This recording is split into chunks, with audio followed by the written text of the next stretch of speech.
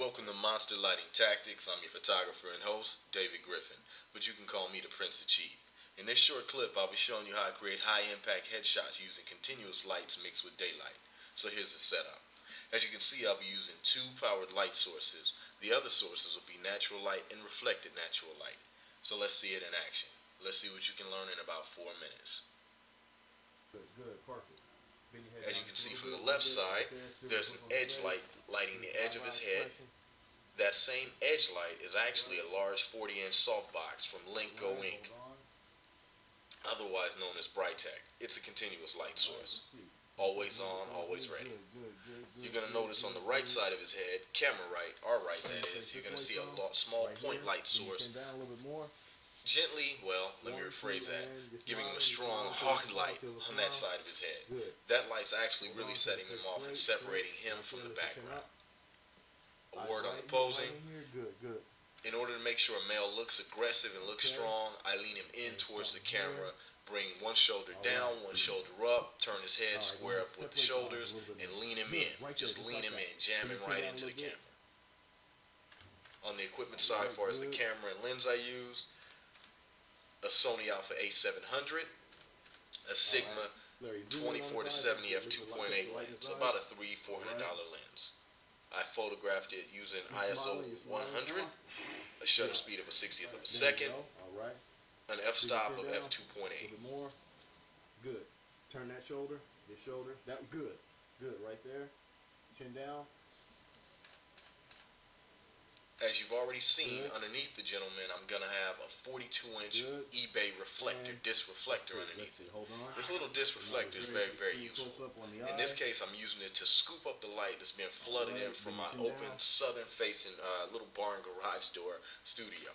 That southern-facing light is coming in from high and from low from pretty much all directions. The light that's hitting the reflector is coming up, filling the underside of his face. It's also creating an awesome catch light at the bottom half of his eye. There's an upper catch light that you're going to see at the top half of his eye, but that light is actually created from the same light coming in from up high. Lift up, turn in, same thing. Good. As you can see here, you can actually see the light, how the softbox is actually aimed more at the background than the subject, but it's managing to edge and rim the subject and sculpt his body. Turn your nose this way. Good. Follow lens. Good. Turn straight towards me. Now mind you, my studio little shooting space here is only 15 feet, 16 feet deep by 11 feet wide.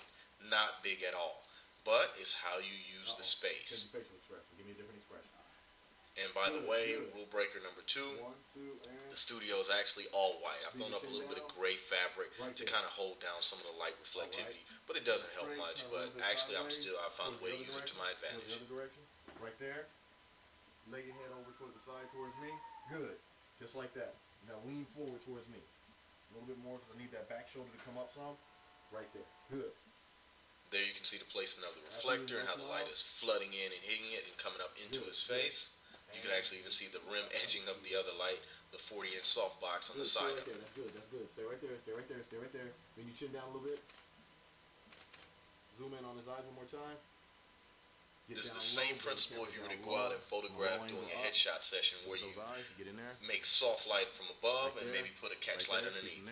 As you can see the catch lights in his eyes, they're absolutely spectacular. They're setting this guy off. Alright. Cut.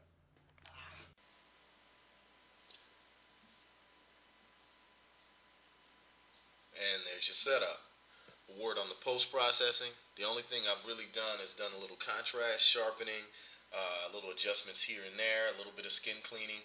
Other than that, this is pretty much as close as it gets to out of the camera. Well, hope you enjoyed it. Hope you learned a lot in a little bit of time. Hey, for more free lessons from me, David Griffin, the Prince of Cheap, just go to Studiolighting.net. Thanks.